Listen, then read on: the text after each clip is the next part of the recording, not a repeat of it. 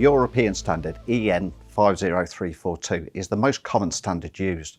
It was last updated in 2015 and supersedes the version from 2006. The reason for this update was for start-stop vehicles and for truck batteries. If you're used to working from cars from Asia, you'll be used to the JIS or the SBA standard, and also vehicles from America, you'll be used to the SAE, so the Society for Automobile Engineers, or the BCI, the Battery Council International.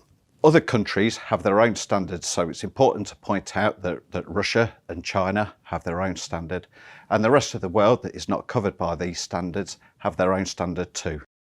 So EN is the important standard for us in Europe. It consists of 7 different levels.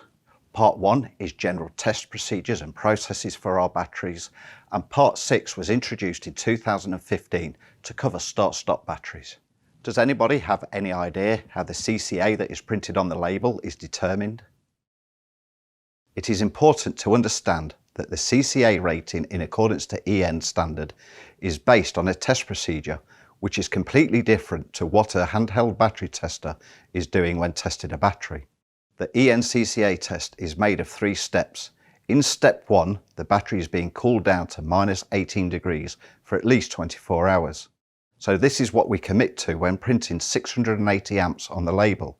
We make sure that this battery is capable to deliver 680 amps at a temperature of -18 degrees C. During the test, we discharge this high current for 10 seconds. Following this, the battery rests for another 10 seconds. After this short resting time, we continue to discharge the battery with a current of 60% of the rated value. In this example, 60% of 680 equals 408 amps. The battery only passes the test once 2 criteria have been met. After the first 10 seconds, the voltage must be above 7.5 volts, and after the 90-second test, the voltage must be above 6 volts. Have you noticed the wheels that are turning in the left-hand corner? This represents the total duration of the cold cranking test. As I'm talking here about the pass criteria, the circles are still moving. Imagine this, a real life scenario. Trying to crank an engine for 1.5 minutes in the morning. I guess almost none of you would try to start a car for that long. And again, here we're talking about a battery at a temperature of -18 degrees. This is pretty impressive. The usual power socket in your house is normally rated at about 13 amps. These batteries can punch out over 50 times that power. That's just to give you an example of the amount of power that is in one of these boxes. So there we have cold cranking amps as defined by the European standards. It's also important to remember that different batteries have different standards.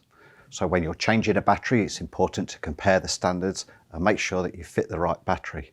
Just as it is when using a handheld battery tester, that you select the right standard for the battery that you are testing, because you are then selecting the correct algorithm to check the battery correctly. Talking about battery testers, considering the test we just discussed with cooling down the battery, testing for 1.5 minutes with a very high current discharge, it becomes obvious that handheld battery testers use a different test method with an internal algorithm that tries to determine the CCA potential of a used battery.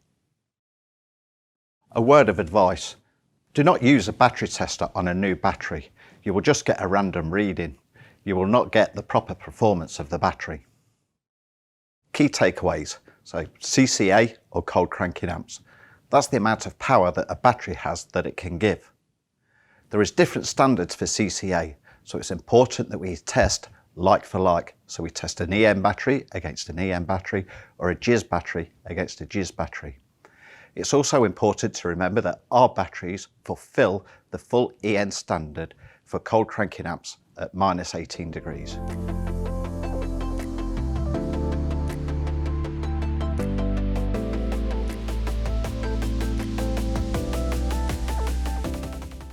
Because of different standards across the regions, we cannot test, say, a battery that is 680 amp hour with the BCI against a 680 amp hour battery EN. We will just get different results. So it's really important that we test the correct battery against the correct standard.